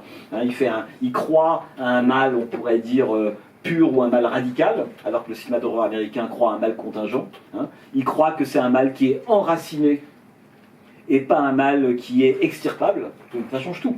Donc quand Carpenter a commencé... Ça interroge quand même. Il parle de ça, de ce moment où il va en hôpital psychiatrique, il croise des enfants malades, il croise des psychotiques, et il a une claire conscience qu'il y a une sorte de mal radical. C'est quand même un postulat qui est... Ah mais c'est plus qu'un postulat, c'est que c'est quelque chose qui est fondateur, qui est pour lui, et la boussole principale pour Carpenter. C'est qu'il croit, c'est pas j'ai raison ou j'ai tort, c'est qu'il croit, mais dur comme fer, que le mal pur existe. Voilà. Il y a un côté, j'ai l'impression, très américain quand même là-dedans. C'est pas très américain, il y a un côté très puritain. C'est pas pareil. Oui. Alors que l'opposé de Carpenter, ça serait Romero. Romero n'a jamais dit le mal pur existe, puisqu'il fait les zombies et dans Lord of the Dead à la fin, c'est un passage qui dit eux c'est nous. Il n'y a pas de meilleure réponse à ça. Il n'y a pas de mal pur dans les films de Romero, de Cohen, de Craven, etc. Donc lui-même, Carpenter, est vraiment à contre-courant de l'époque, quand il tourne en 76, et même du genre dans lequel il s'inscrit. Le cinéma d'horreur américain, en gros de 68-67 à la fin des années 70, est à l'inverse du cinéma de Carpenter. Lui, c'est vraiment quelqu'un qui croit que le mal pur existe, et qu'il y a une différence, non pas de degré, mais de nature, on pourrait dire, entre le mal et l'humanité. Et ça structure tout son cinéma, y compris esthétiquement, y compris en termes de mise en scène. Hein. Et son rapport, sa dimension puritaine, parce que quand Carpenter va commencer à être un peu, disons, reconnu par l'Académie en France, il y a plein de revues qui le reconnaissent dans les années 70-80, des revues un peu maverick, on parlait de Mad Movies, de Starfix, il y a plein de gens qui le défendent. Mais l'Académie, l'institution, Carpenter, c'est quand même pas grand-chose. Et c'est vrai qu'il va y avoir une rétrospective de ses films à la Cinémathèque en 99, si je dis pas de bêtises. Et il va venir à ce moment-là. Et là, d'un seul coup, bon, voilà, il va faire la couve de, je sais pas, Marie-Claire, Télérama, c'est réglé, quoi. Et c'est intéressant, tout par Marie-Claire. Or, c'est intéressant parce qu'à l'époque, je sais pas si certains d'entre vous étaient là ou s'en souviennent, c'est qu'on lit des articles sur Carpenter. Le problème, c'est qu'il faut faire passer Carpenter pour un cinéaste qui, en gros, un cinéaste qui, comme Romero, comme Tobe Hooper, est un cinéaste qui est un cinéaste américain, mais hyper anti-américain, qui est forcément critique à l'égard des États-Unis, forcément anti-religieux, anti-clérical, anti-américain, etc. Enfin, un cinéaste de gauche, progressiste, classique. Et donc c'est assez marrant parce qu'on lit des textes incroyables où on raconte le contraire de ce qu'est le cinéma de Carpenter. On s'est dit, regardez Halloween, regardez Prince of Darkness, comme c'est un film, on dit non. Je veux dire, Prince of Darkness est un film à la fois puritain et critique en même temps. Et c'est vrai qu'on a mis de côté la part puritaine du cinéma de Carpenter, conservatrice, hein, pour permettre la reconnaissance. Parce que si on avait commencé à penser qu'il était peut-être on aurait vite oublié. Et Carpenter lui-même s'en amusait. Il disait oui, pas de problème, oui, c'est vrai, je suis anti-clérical, je suis anti-machin, etc. Et on lui dit, mais pourquoi il y a autant de prêtres et d'églises, de croix dans vos cadres? Réglez-le une fois pour toutes, pas besoin. Mais parce que c'est un puritain, Carpenter. Mais pas puritain au sens, attention, il faut être précis là-dessus, c'est un puritain, dans le sens où il pense qu'il y a le bien et le mal. Il pense qu'il y a une frontière entre les deux et que la société ne produit pas du mal contingent, ça c'est très important. Il croit qu'il y a une radicalité du mal d'une certaine manière. Et surtout, c'est un puritain parce que c'est quelqu'un qui considère qui distingue le sacré et la religion. Voilà, il faut être précis là-dessus.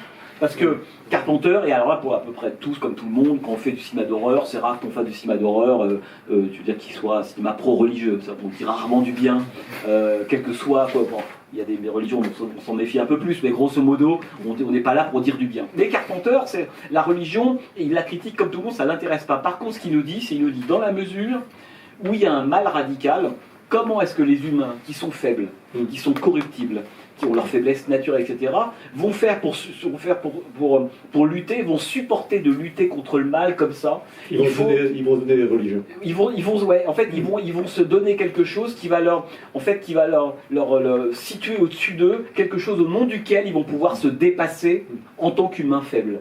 Et ça, c'est pour ça la dimension puritaine de Carpenter. C'est pas pour dire c'est super bien les églises ou les synagogues ou les mosquées. C'est pas ça son problème. Son problème, c'est qu'il dit que l'homme est face à un mal radical et que l'homme tout seul, en fait, pour pouvoir lutter contre ça, il faut qu'il s'invente des puissances sacrées et il en a besoin. Donc quand bien même, on s'en fout que Dieu existe, etc., mais il en a besoin dans son combat contre le mal, et surtout il ne confond pas Dieu et la religion. Il ne confond pas l'idée du sacré, de ce qui nous dépasse, avec ce que les hommes qui sont faillibles en ont fait. Ça c'est très important. Allez, deux dernières questions, si on a. Oui. Attendez, le micro, que tout le monde vous entende. Oui, bonsoir. Bonsoir. Oui, toujours une question sur la question du mal chez Carpenter. Pour continuer là-dessus, c'est vrai qu'il est très à part parmi tous les autres réalisateurs de sa génération. Et moi, je pense aussi à Friedkin, puisque L'Exorciste, c'est quoi? C'est le mal qui arrive. Enfin, c'est le film d'horreur post-Hammer, en fait. Hein. L'Exorciste, c'est-à-dire que le mal arrive dans la modernité, dans la famille, et même directement chez la petite fille. Et Carpenter, lui, est resté, on a l'impression, à la période hammerienne aussi. Et il a dit, je crois, dans une interview, mais peut-être chez Thor, hein, je m'en rappelle mal, mais il a dit qu'il a vu le mal un jour dans sa vie. Ouais. Il n'a pas dit quoi? Il y a de la chance, hein, pas vous, non? Il n'a pas dit quoi? Et c'est quand même frustrant. Alors, comme vous l'avez entendu, est-ce qu'il vous aurait dit ce que c'était? Non, attendez. Vous comprenez? Ouais. Alors c'est marrant parce qu'en fait il l'a dit 2-3 fois que en fait, et d'ailleurs je cite ses entretiens parce que en fait pour ceux qui ne connaissent pas l'histoire, il aurait fait lui en étant adolescent ou enfin petit enfant à l'occasion notamment d'une sortie scolaire dans un asile psychiatrique, ce qui est hyper sympa comme sortie. Mais bon, on est dans le Kentucky à l'époque et qu'il aurait fait comme ça l'expérience du mal, autrement dit il aurait été confronté à un espèce d'adolescent ou de gamin dont Michael Myers serait de certaine manière l'expression, si vous voulez. Et il a été convaincu en le regardant dans les yeux qu'il n'y avait pas d'humanité en lui et qu'il avait pour la première fois de sa vie, et c'est une image qui lui est restée très très longtemps en tête, fait l'expérience du rapport avec le mal. Autrement dit, le mal qui se logeait à l'intérieur d'un humain, d'un ado, etc. Et c'est très important puisque c'est d'une certaine manière, c'est ce qui va organiser tout son cinéma derrière, cette croyance que le mal pur existe, quel que soit le visage qui se donne. Qu'il soit le visage d'un gamin, d'un adolescent. Alors, Blacker, ce n'est pas complètement le premier. Moi, je pense que le vrai premier, c'est le tueur blond dans Assaut. Oui. Voilà. C'est un personnage qui exécute la fameuse gamine qui vient chercher sa glace. Enfin, sa glace, il n'y a pas une moule de fraise. Comme quoi, il faut faire hyper attention quand on commande des glaces à la fraise. Moi, depuis, je commande plus de glace à la fraise. Et je ne m'occupe pas grand-chose. C'est pas grand-chose. Non, mais je cite cet exemple-là parce qu'il est hyper important. Celle qui était censurée. Et parce qu'en fait, on est dans le premier film de John Carpenter. Donc c'est toujours intéressant, sans faire de la théologie foireuse, on dit rétrospectivement tout est déjà là. Bon, là c'est vrai. Et surtout on se dit, Carpenter va faire juste après Halloween, et donc il va devenir un cinéaste attaché, et par moments même coincé dans le genre, etc. Et donc en faisant émerger une figure qui va même appartenir à la pop culture, qui est Michael Myers. D'ailleurs comme un peu William Friedkin et l'Exorciste, sont des gens qui ont fait des films qui sont sortis du champ des cinéphiles ou du cinéma. Bon, Halloween, bon. Et donc, il y a un brouillon, on pourrait dire, du personnage de Michael Myers, en tout cas de la façon dont Carpenter va traiter petit à petit cette question du mal, et c'est le blond dans Assaut.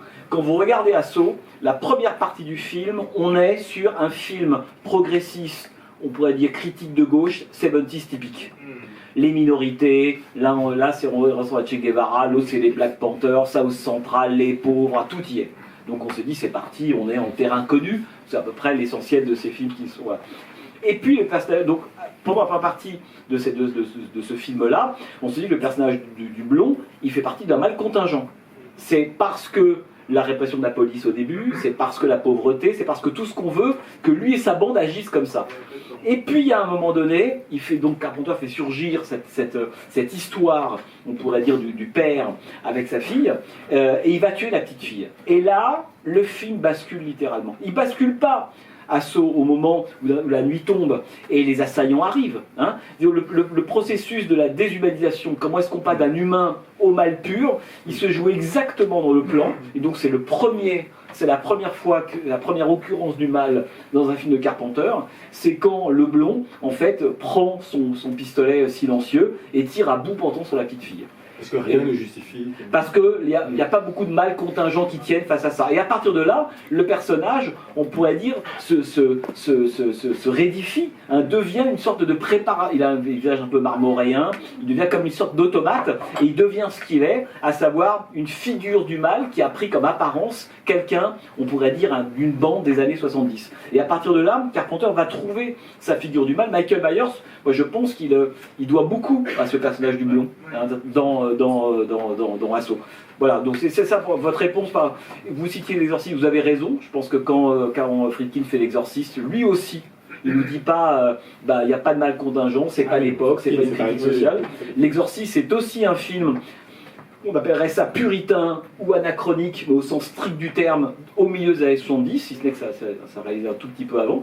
Mais je pense que c'est des films cousins. Mais ils sont très minoritaires, hein, l'Exorciste et Carpenter, par rapport à la veine ou à la vague de films d'horreur des années 70. Et donc cette question du mal, moi j'ai jamais interrogé Carpenter là-dessus.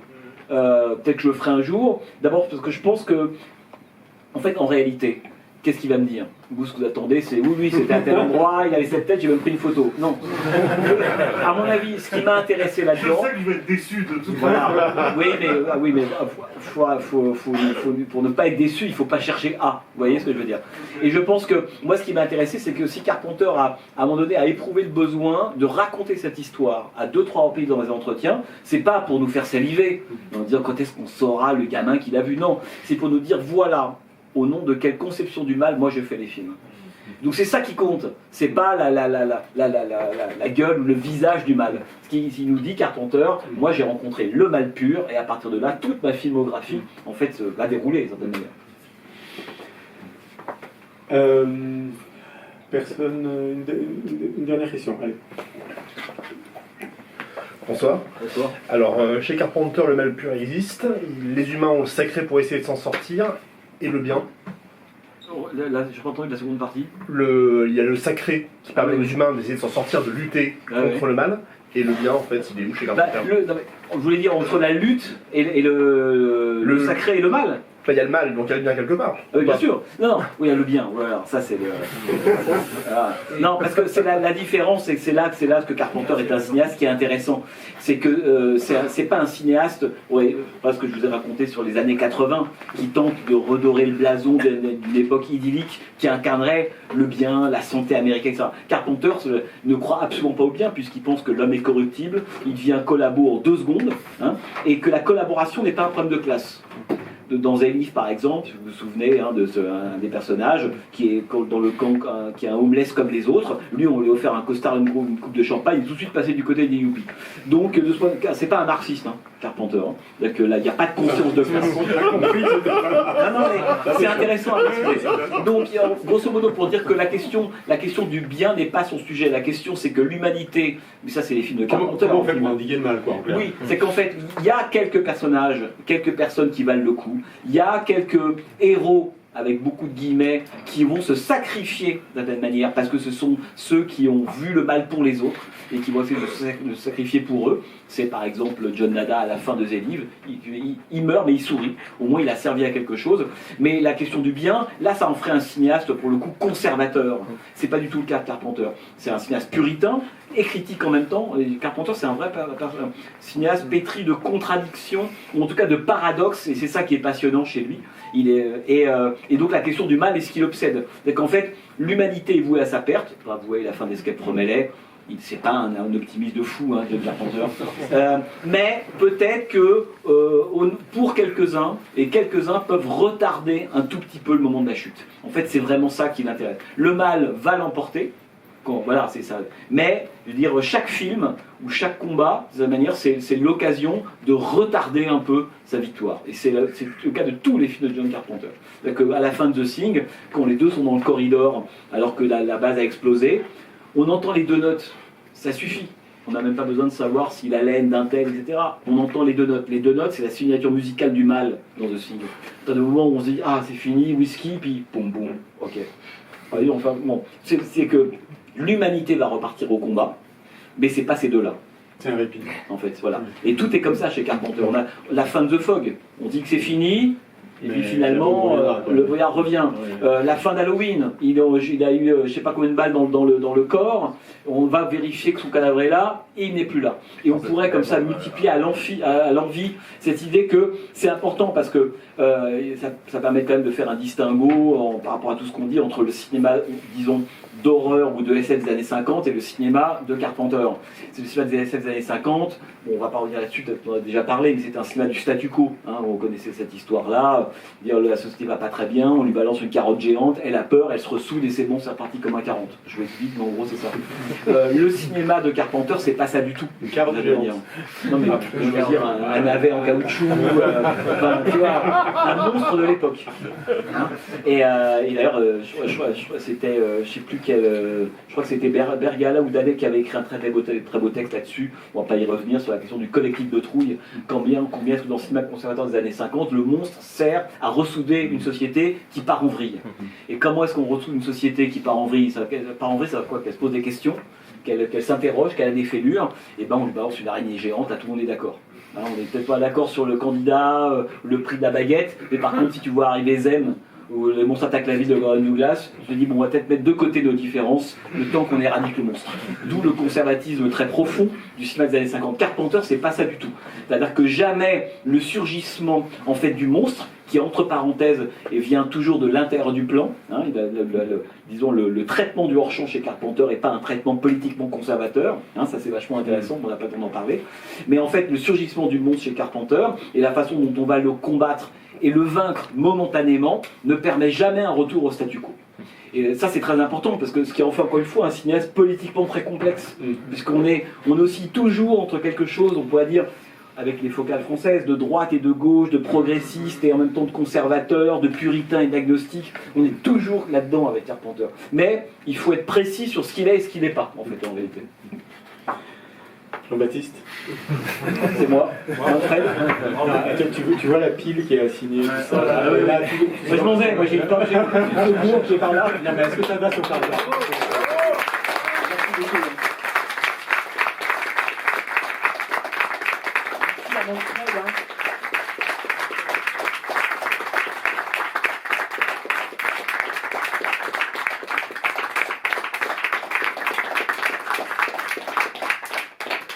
Donc il reste des livres qui doivent être à la caisse. Non, il n'y en a plus, d'accord. Donc la dédicace se passera ici, sur la table qui est à table. Oui, on va la faire ici, ouais, ça se fait là, comme ça, vous pourrez cheminer. Et ah bon, ça fait là-bas? Oui, mais ça va être compliqué au niveau. Ah oui, c'est pour ça. Ouais, là c'est pratique. Ok. Merci à tous et à toutes. Merci, à bientôt. Et puis merci.